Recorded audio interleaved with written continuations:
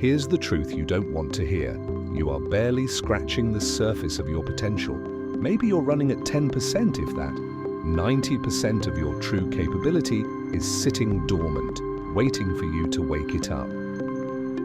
Think about that for a moment. What terrifies you isn't failure, it's that most of your greatness will die with you. The Navy SEALs have something they call the 40% rule. When your mind screams that you're finished, when your body feels like it has nothing left, you've only tapped into 40% of your actual strength. But here's the dark side. Most people don't even reach that point. They give up at 4%. They quit at the first sign of discomfort, the first burn in their lungs, the first tremor in their muscles. That isn't exhaustion. That's your untrained mind lying to you. There's a version of you that's terrifyingly capable, a version that doesn't argue with the alarm clock, that doesn't need motivation, that doesn't even understand what it means to quit. That version is real, and it's watching you, wondering why you keep selling yourself short. The difference isn't genetics, luck, or circumstance, it's training. Navy SEALs aren't born different, they're forged different. And so can you be. You're not too tired, you're not too busy, you're not disadvantaged, you're just untrained. And that changes now. What most people don't realize is that the brain, as powerful as it is, isn't built to help you thrive. It's built to keep you alive. It's an ancient operating system, millions of years old, and it runs on survival through comfort. Comfort, however, is where dreams go to die. Inside your head is something called the default mode network. Sounds technical, but all it really means is autopilot.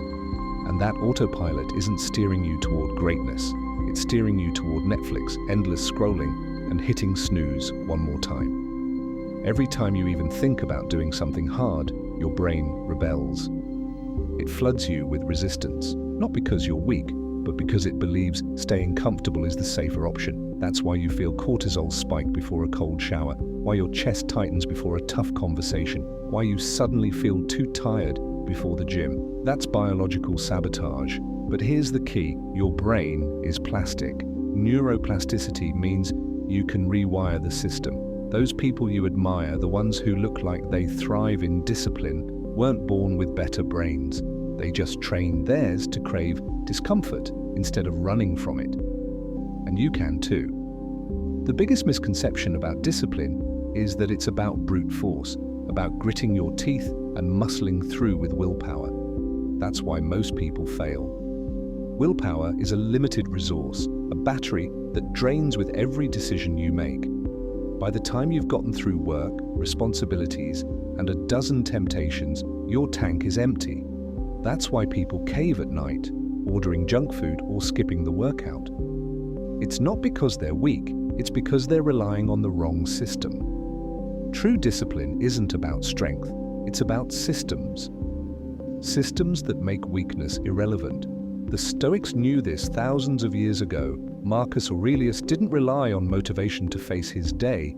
He built structures that forced consistency.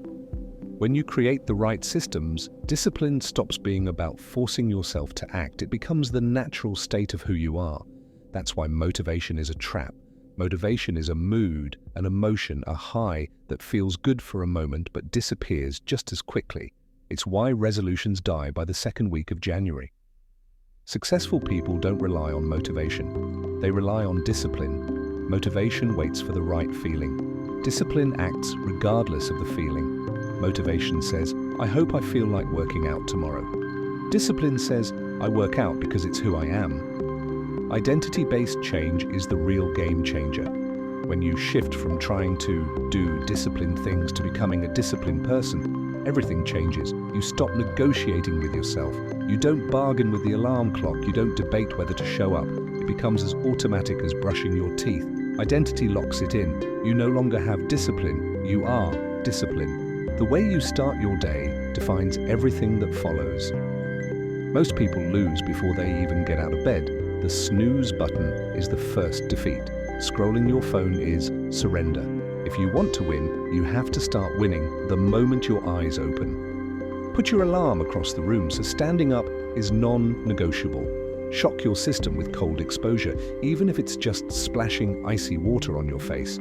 Get your blood moving before you consume anything. push-ups, jumping jacks, a short run, it doesn't matter. Then declare your 3 non-negotiables for the day. Not hopes, not wishes, commitments that will be done no matter what. By the time most people are still fumbling with their phones, you've already stacked multiple victories. Momentum is on your side, and when you win the morning, you control the day. The truth is, comfort is poison. It feels sweet, but it rots you from the inside. Every time you choose easy over hard, you choose decay over growth. That's why the military has a saying, embrace the suck. Stop running from discomfort, start running toward it. Because discomfort is the forge that creates unbreakable people. Your ancestors endured hunger, brutal winters, predators and wars. And here we are, fragile over Wi-Fi speed or a delayed coffee order. Voluntary hardship is the antidote. Cold showers, fasting, hard workouts. These aren't punishments, they are weapons. Small doses of suffering make you anti-fragile. Just like muscles grow through tearing, the mind grows through stress. Each rep, each cold second, each disciplined sacrifice builds armor. Suffering isn't an obstacle, it's the doorway to greatness. But the greatest thief of your time and potential doesn't come disguised as hardship, it comes disguised as convenience. Your phone isn't just a tool, it's a slot machine. Every notification is a pull of the lever, every scroll another dopamine hit. You're not the player, you're the jackpot. On average, people waste 5 hours a day on their phones. That's 35 hours a week, 150 a month, over 1,800 a year. Years of life stolen. And worse, it hijacks your brain's reward system. Real life begins to feel dull compared to the constant drip of cheap dopamine. Reading feels impossible. Focus feels exhausting, but the fix is simple. Create friction. Start with a phone-free first hour every morning. Turn off notifications. Delete the apps designed to enslave you. Use your phone as a tool, not a tyrant. Real transformation doesn't come from giant leaps, it comes from tiny steps, compounded over time. One push-up feels useless, making your bed seems pointless, but habits compound like interest. One small act builds on another, stacking into momentum. That one push-up becomes 2, then 10, then a lifestyle. Drinking water instead of soda once feels insignificant, but repeated daily, it reshapes your health. Improvement isn't linear, it's exponential.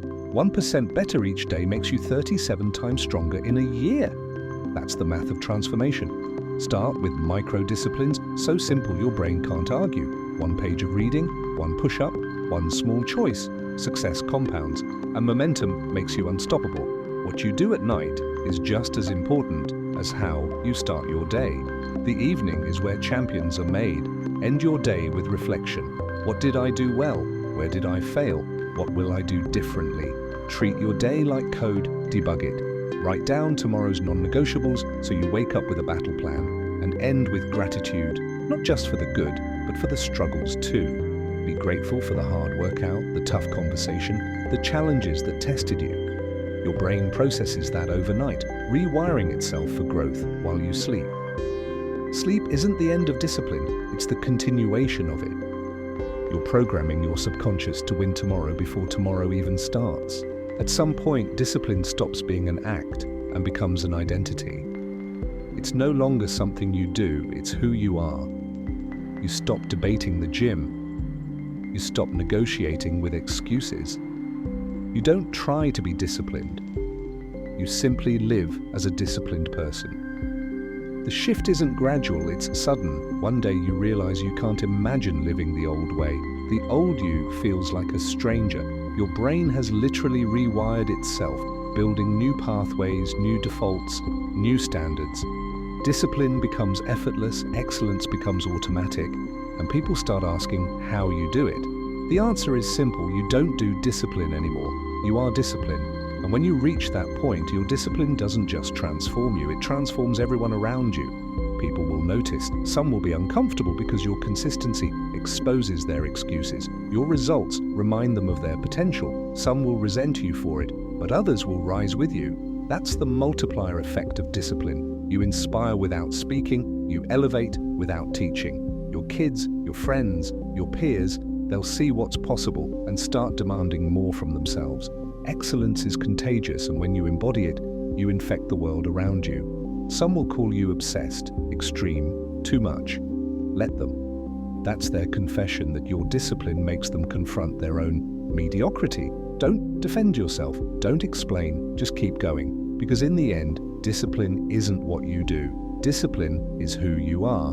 And when who you are terrifies the comfortable, you know you're finally on the right path. So the question isn't whether you're capable. You already are. The question is, when are you going to stop living at 10%?